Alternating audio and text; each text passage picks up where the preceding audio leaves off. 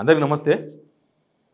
CM Revanth Reddy గారు fee reimbursement విషయంలో కానీ లేకపోతే రాష్ట్ర ఆర్థిక పరిస్థితి పైన ఆర్ కృష్ణయ్య, మందకృష్ణ, మాదిగ కిస్సా వాళ్ళే చేయాలి, వాళ్ళే మీరే వేసుకోండి, ఉద్యోగుల జీతాలు బంద్ చేయాలన్నా, అవి బంద్ చేయాలన్నా, ఇవి బంద్ చేయాలన్నా అని నిన్న స్టేట్మెంట్ ఇచ్చిండ్రు. ఒక ముఖ్యమంత్రి అంటే ఒక కుటుంబ పెద్ద ఆల్మోస్ట్ అట్లా బజార్న పడి మాట్లాడడం ఏందో ఇంత దిగజారుడు అనేది భూమి మీద ఉండదేమో అనిపించింది. ఎందుకంటే బాధ్యత రాహిత్యం అనిపించింది. ఆయన ఎందుకు అట్లా మాట్లాడుతుండో అర్థమైతే లేదు. ఇప్పుడు ఒక ఇంట్లో ఉప్పు ఉండదు, ఓ ఇంట్లో పప్పు ఉండదు, ఓ ఇంట్లో పిల్లల చదువులకు డబ్బులు ఉండవు, ఇంట్లో బియ్యం ఉండవు, ఎవరి కష్టాలు వాళ్ళకు ఉంటాయి. సేమ్ మన రాష్ట్రం కూడా ఒక కుటుంబం లాంటిదే. ఆయన అట్లా మాట్లాడడంతోనా లేకపోతే కాలేజీ యాజమాన్యాలను బెదిరింపులకు దిగడంతోనా ఏం సాధించాలనుకున్నాడో కూడా తెలియదు. కానీ రాష్ట్రం పరువు ఎవడైనా రాష్ట్రానికి వచ్చి పెట్టుబడులు పెడదాం, ఓ కంపెనీ పెడదాం అనుకున్నాడు, రాష్ట్రం వైపు రాను కూడా రాడు. అంత దివాలా కోరు మాటలు మాట్లాడాను. ముఖ్యమంత్రి అట్లా మాట్లాడొచ్చా? ఇక ముఖ్యమంత్రి అట్లా మాట్లాడిన తర్వాత ఇక వేరే ఎవరో రిపోర్ట్ చేయాల్సిన అవసరం ఉందా? కాగ్ రిపోర్టు, లేకపోతే ఇంకెవరో రిపోర్టు, అప్పుల మీద ఆర్బీఐ రిపోర్టు, ఇదంతా అవసరం ఉందా అనిపించింది. ఒక పక్క బట్టి విక్రమార్క, కోమరెడ్డి వెంకరెడ్డి ఇద్దరు సెక్రటేరియట్లో ఆ కాలేజీల ప్రతినిధులు పిలిచి మాట్లాడుతున్నాడు. వాళ్ళు మాట్లాడుతున్నారు ఈ విషయాన్ని శాంతంగా, ఎందుకంటే ఇది స్టూడెంట్స్కి సంబంధించిన సున్నితమైన విషయం. ఇక్కడ ఈయనేమో వాళ్ళు బ్లాక్మెయిల్ దిగిరని చెప్పేసి ఈయన వాళ్ళని బ్లాక్మెయిల్ చేసే ప్రయత్నం చేసినట్టుగా కనిపించింది. అన్ని విషయాలు మాట్లాడదాం. అంతకన్నా ముందు సబ్స్క్రైబ్ చేయండి, షేర్ చేయండి. కాలేజీ వాళ్ళకి బాధ్యత ఉండాలంట, ఒక ముఖ్యమంత్రికి బాధ్యత లేకుండా మాట్లాడతాడంట. ఈ విషయం అందరికీ సంబంధించిందే. మన పిల్లలకి ఫీజు రియంబర్స్మెంట్ రావాల్సింది. కేసీఆర్ గవర్నమెంట్లో ఇచ్చిన ఫీజు రియంబర్స్మెంట్ సంబంధం లేదంట. అసలు ఇది ఎంత బాధ్యత రైతమో కూడా మాట్లాడదాం. ఫస్ట్ రేవంత్ రెడ్డి ఏం మాట్లాడో స్టార్ట్ చేయండి. ఏదైనా సిట్ ఏర్పాటు చేసి విచారణ చేద్దాం. 2014-15 చంద్రశేఖరరావు గారు అసెంబ్లీలో మాట్లాడి ఒక విజిలెన్స్ అండ్ ఎన్ఫోర్స్మెంట్ను అపాయింట్ చేసి నివేదిక ఇచ్చిండ్రు. ఆ నివేదికను ఎందుకు తొక్కిపెట్టారు చర్యలు తీసుకోకుండా? దాని మీద కూడా చర్యలు తీసుకుందాము. నేను ఆ కళాశాల యజమానులను, మీరు వ్యాపారం చేసుకుంటున్నారు, మీరేం సేవ చేస్తలేరు, మీ వ్యాపారంలో మీరు ఎంత సంపాదించారు, మీరు ఎట్లా సంపాదించుకుంటున్నారు, ఏమేం జరిగింది అనేది అందరికీ తెలుసు. రాజకీయ ప్రేరితమైన స్టేట్మెంట్లు, అధికారులను తిట్టడంతో మీకేం ఫీజు రియంబర్స్మెంట్ రాదు.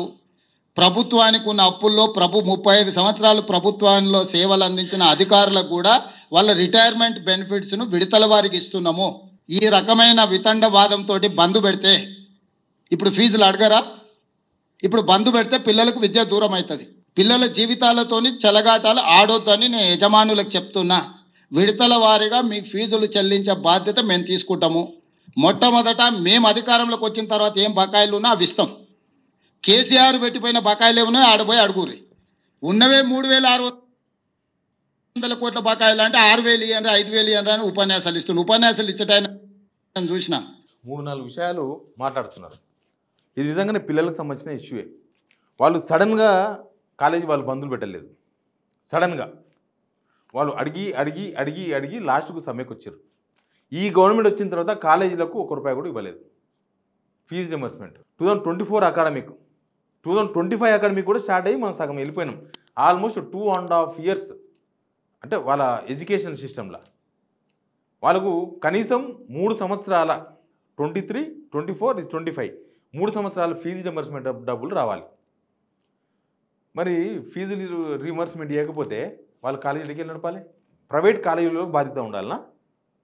మీకు బాధ్యత ఉండి మీరు వచ్చిన తర్వాత, మీ గవర్నమెంట్ వచ్చిన తర్వాత ఏం చేసిండ్రు, ఎన్ని డబ్బులు ఇచ్చిండ్రు, శ్వేతపత్రం విడుదల చేయండి చూద్దాం. నిలబెడతాం వాళ్ళని బోన్లా కాలేజీ యాజమాన్యాలను. ఇక కేసీఆర్ గవర్నమెంట్లో ఉన్న 3,000 కోట్లు మేము ఇయ్యం. గవర్నమెంట్ అనేది రెగ్యులర్ ప్రాసెస్. ఈరోజు ముఖ్యమంత్రి రేవంత్ రెడ్డి ఉంటాడు, రేపు ఇంకోరు వస్తారు, రేపు ఇంకో గవర్నమెంట్ మారచ్చు, ఇంకో గవర్నమెంట్ వస్తుంది, ఇంకోరు ముఖ్యమంత్రి అవుతారు. గవర్నమెంట్ అనేది రెగ్యులర్ ప్రాసెస్. ఇప్పుడు కేసీఆర్ ఉన్న ముఖ్యమంత్రి ఆయన ఇంటికి వెళ్ళి ఎందుకు ఇస్తాడు? ఫీజు రియంబర్స్మెంట్ పైసలు గవర్నమెంట్ ఇవ్వాలి. ఏ గవర్నమెంట్ ఉంటే ఆ గవర్నమెంట్ రెగ్యులర్ ప్రాసెస్. గవర్నమెంట్లో ఇదంతా కామన్. 3,000 కోట్లు మేము ఇయ్యం ఆ గవర్నమెంట్. ఇప్పుడు మీరు చేస్తున్న అప్పులు ఉన్నాయి, ఇప్పటికే 3 లక్షల కోట్ల అప్పు చేశారు. ఈ అప్పు వచ్చే గవర్నమెంట్ వచ్చినాక మేము కట్టామంటే నడుస్తుందా? ఎట్లుందంటే ఓ తండ్రి అప్పు చేస్తాడు, లేకపోతే ఓ తండ్రి కాలేజీ జాయిన్ చేసిండు, పిల్లగాన్ని జాయిన్ చేసిండు. ఆ కాలేజీలు ఇట్లే మొండికేసి గవర్నమెంట్ ఇస్తే లేదు మీరే ఇవ్వాలని మొండికేసారు అనుకో, ఏంది పరిస్థితి? లేకపోతే తండ్రి చేసిన అప్పు కొడుకు కట్టాడా?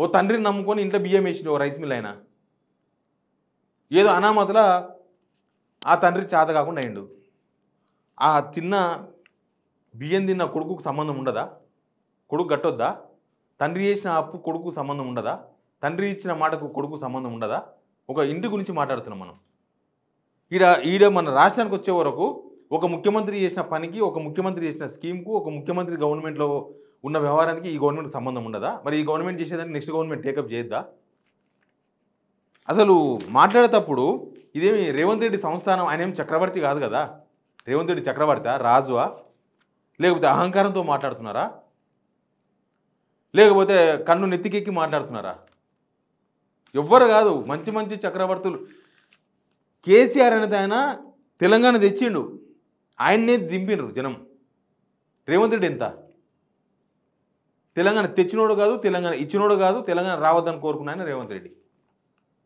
ఒక ముఖ్యమంత్రి ఎంత బాధ్యతగా మాట్లాడాలి ఒక స్కూల్ అయినా ఫీజు అడిగితే పిల్లల స్కూల్ ఫీజు అడిగితే తండ్రి నాకు సంబంధం లేదు అంటే నడుస్తుందా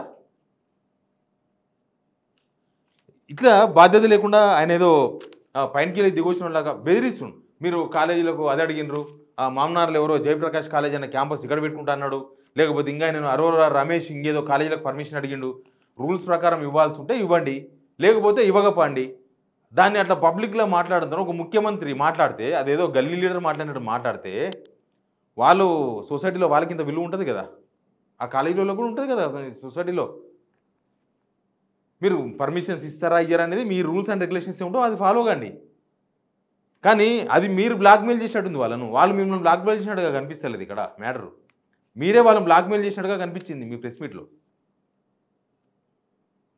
ఇక రాష్ట్ర ఆర్థిక పరిస్థితి గురించి ఉద్యోగులకు జీతాలు ఆపాలనా అన్నాడు కదా మేమే ఉద్యోగులకు ఇవ్వలేకపోతున్నాం ఇట్లాంటి స్టేట్మెంట్తోనే ఉద్యోగులకు ఇంతకుముందు లాయర్లకు ప్రెస్లో పనిచేసే వాళ్ళకు ఇంకా కొన్ని సంస్థల్లో పనిచేసే వాళ్ళకు కొన్ని రంగాల్లో పనిచేసే వాళ్ళకు బ్యాంకు వాళ్ళు బ్లాక్ లిస్ట్లో పెట్టేవాళ్ళు రేవంత్ రెడ్డి మాట్లాడుతున్న మాటలకు ప్రభుత్వ ఉద్యోగులను బ్యాంకులు లోన్లు ఇవ్వకుండా బ్లాక్ లిస్ట్లో పెట్టే అవకాశం కనిపిస్తుంది ఇప్పటికే ఇస్తలేరు ఒక ప్రైవేట్ ఎంప్లాయీ కానీ ఇస్తున్నారు కింద మీద వాడి బ్యాంకులు కానీ గవర్నమెంట్ ఉద్యోగి అంటే కింద మీద చూస్తున్నారు వాళ్ళు లోన్ ఇయనికి ఓ 2 లక్షలు 3 లక్షలు పర్సనల్ లోనో ఏదో చిన్న బండి కొనుక్కుంటామంటే కింద మీద చూస్తున్నారు గవర్నమెంట్ ఉద్యోగులను ఎందుకంటే ఇదే ఎప్పుడు ఆపేసాడో తెలియదు వాళ్ళ ఎప్పుడు ఆగిపోతుందో తెలియదు వాళ్ళ జీతాలు ఇంకొక వాయిస్ అది కూడా వినండి అడ్డగోలుగా చేస్తేనేమో మంచోడు కనీసం చట్టాన్ని కొంచెం అమలు చేద్దామంటే మేము ధర్నాలు చేస్తాం దీక్షలు చేస్తాం రోడ్ ఎక్కుతాం మా ఆర్ కృష్ణయ్య అన్న కూడా అమాయకంగా పోయి వాళ్ళ ఉచ్చులో పడుతున్నాడు కృష్ణన్న